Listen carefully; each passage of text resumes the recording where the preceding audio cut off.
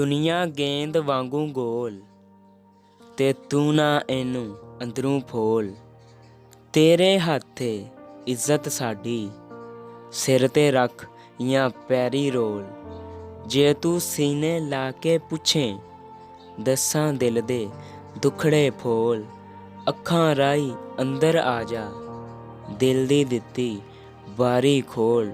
ਸ਼ਹਿਦ ਨਾਲੋਂ ਲੱਗਣ ਮਿੱਠੇ ਸਾਨੂੰ ਪਿਆਰ ਤੇਰੇ ਦੇ ਬੋਲ। ਹਿਜਰਾਂ ਦੇ ਵਿੱਚ ਉਮਰ ਗੁਜ਼ਾਰੀ ਹੁਣ ਤੇ ਸੱਜਣ ਬਹਿ ਜਾ ਕੋਲ। ਤੇਰੇ ਹੱਥੇ ਇਨਸਾਫ ਦੀ ਪਗੜੀ ਇਹਦੇ ਵਿੱਚ ਨਾ ਮਾਰੀ ਜੋਲ। ਹੁਣ ਤੇ ਲੱਗੀ ਨਿਭ ਨਹੀਂ ਸਕਦੀ दिल शहजादे दा गया है डोल। मज़ीद वीडियोस के लिए मेरा चैनल A1 गज़ल सब्सक्राइब कर लीजिए और साथ लगे बेल आइकॉन के बटन पर क्लिक कर लीजिए।